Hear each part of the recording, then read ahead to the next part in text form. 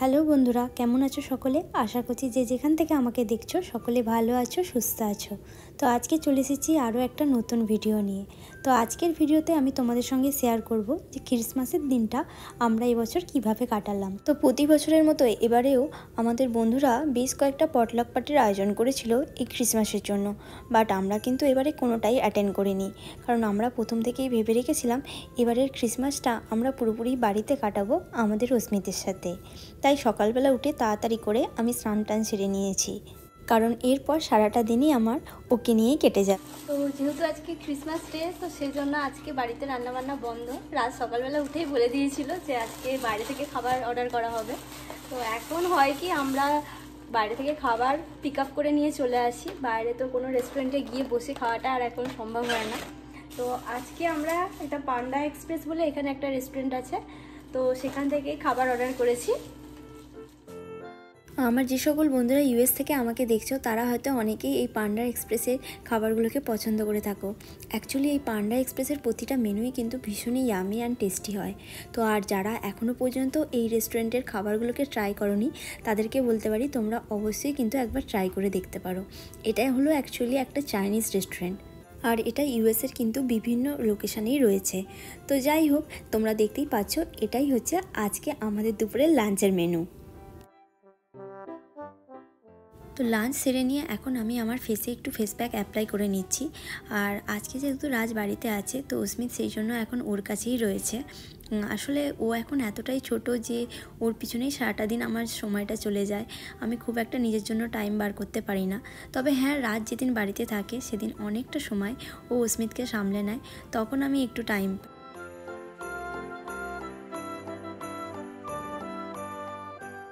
আর এখানে দেখো বন্ধুরা, আজকে সকালেই রাজ টার্গেটে গিয়ে অস্মিতের জন্য আরও একটা ক্রিসমাসের আউটফিট নিয়ে এসেছে। অ্যাকচুয়ালি ও গিয়েছিল অন্য কিছু জিনিসপত্র কেনাকাটি করতে, বাট এটা দেখে ওর পছন্দ হয়েছে বলে ও এটা নিয়ে চলে এসেছে। আর এরই সাথে অস্মিতের জন্য নিয়ে এসেছে এই সান্তার ক্যাপটা। তো দেখতেই পাচ্ছ, এই ক্যাপটা আমি আসলে অনেক দিন ধরেই খুঁজছিলাম। ওয়ালমার্ট, অ্যামাজন দুটো জায়গাতেই আমি সার্চ করছিলাম, বাট যেগুলো ডেলিভারি দেখাচ্ছিল এগুলো আফটার ক্রিসমাস, তো সেই জন্য আমি অর্ডার করতে পারিনি। বাট ফাইনালি আজকে রাজ এটা খুঁজে খুঁজে টার্গেট থেকে পেয়ে গিয়েছে। আর সবথেকে ভালো লেগেছে, এর ওপর লেখা আছে মাই ফার্স্ট ক্রিসমাস। তো এটা যেহেতু অস্মিতেরও ফার্স্ট ক্রিসমাস, তো এই ক্যাপটা ওর জন্য একদমই পারফেক্ট হয়েছে। আর এখানে দেখো বন্ধুরা, রাজ এখন আমাদের বাড়ির ক্রিসমাস ট্রিটাকে সেট আপ করতে বসে পড়েছে। আসলে অন্যান্য বছর হতো কি, আমরা ডিসেম্বরের ফার্স্ট উইকে আমাদের বাড়ির এই ক্রিসমাস ট্রিটাকে সেট আপ করে রেখে দিতাম, বাট এবারে রাজ সব কিছু নিয়ে এতটাই ব্যস্ত যে ও একদমই সময় পায়নি। তো যাই হোক, আজকে যেহেতু ছুটি আছে আর আমরা দুজন মিলে এখন এটাকে সেট আপ করে ডেকোরেশন করছি।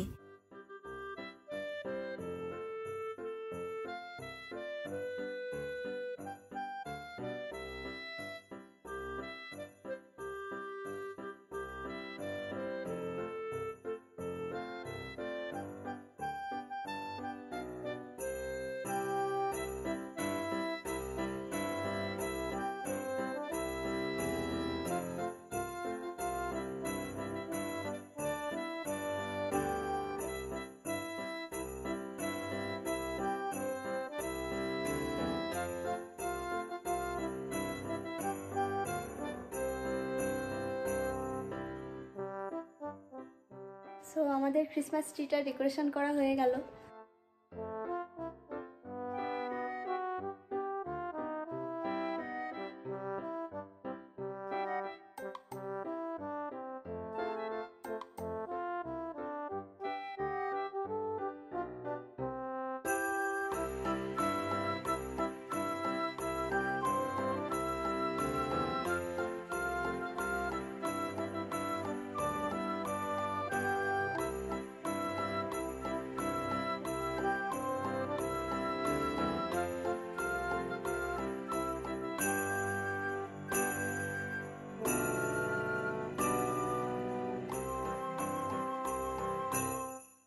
ক্রিসমাসের সময় তো বন্ধুদের মধ্যে গিফট দেওয়া নেওয়া চলতেই থাকে। তো আমরাও এই গিফটগুলো নিয়ে এসেছি আমাদের বন্ধুদের জন্য। তো অ্যাকচুয়ালি আমাদের এখানে দুজন খুব ক্লোজ ফ্রেন্ড আছে, প্রিয়াঙ্কা আর সুমনা। তো তোমরা যারা আমার বার্থডে ব্লগগুলো দেখে থাকবে তো তারা হয়তো ওদেরকে দেখেছো। তো যাই হোক, এখন এরই সাথে আমি দুটো ক্রিসমাসের এরকম ব্যাগ নিয়ে এসেছি। তো এইগুলোকে এখন আমি প্যাক করব, তারপর প্ল্যান আছে যে ইভিনিংয়ের দিকে ওদের বাড়িতে গিয়ে এগুলো ওদেরকে দিয়ে আসবো।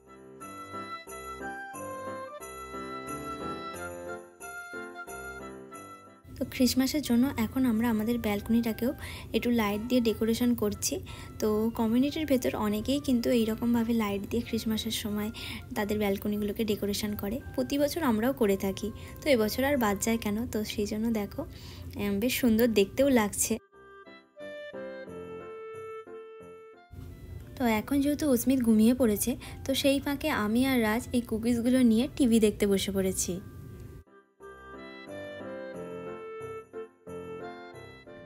সো বন্ধুরা, এখন হচ্ছে ইভিনিংয়ের টাইম, আর আমাকে দেখে বুঝতেই পারছো আমি একটু রেডি হয়ে নিয়েছি।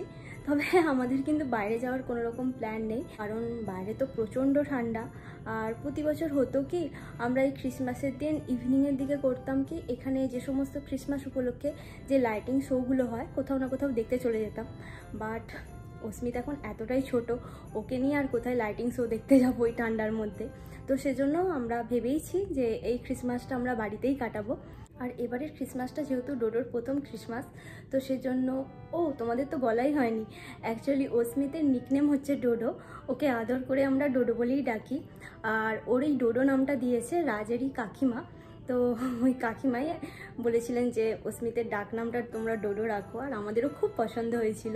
তো সেজন্য সবাই ওকে আদর করে ডোডো বলেই ডাকে। আর এটা যেহেতু ডোডোর প্রথম ক্রিসমাস, তো আমরা ভেবেই রেখেছিলাম এই ক্রিসমাস উপলক্ষে ডোডোর জন্য যে কয়েকটা ড্রেস আমরা অর্ডার করেছি, তো ইভিনিংয়ের দিকে সেই ড্রেসগুলো পরিয়ে ওর জন্য বেশ কয়েকটা পিকচার তুলে রাখবো। কারণ ও যখন বড় হবে তখন দেখতে পাবে যে ওর ফার্স্ট ক্রিসমাসটা কীরকম ছিল। তো এখন আমি ড্রেসগুলো সব বার করছি, তারপর ওকে রেডি করাবো আর কি।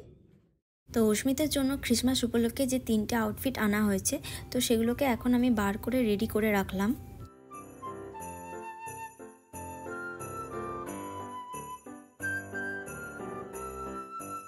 তো ওর জিনিসপত্র তো আমি সব কিছু বার করে ফেলেছি, আর এখন ও হচ্ছে কি লিভিংয়ে ওর বাবার সাথে খেলা করছে। তো এখন আমি যাচ্ছি ওকে আনতে, এনে ওকে রেডি করব, তারপর পিকচারগুলো তুলব। তো চলো তোমরাও সঙ্গে থাকো। আর এখানে দেখো বন্ধুরা, আমি আর রাজ মিলে এখন ওকে রেডি করছি। তো এরপরেই আমরা বেশ কিছু পিকচার তুলে রাখবো এই দিনটাকে স্মরণীয় করে রাখার জন্য।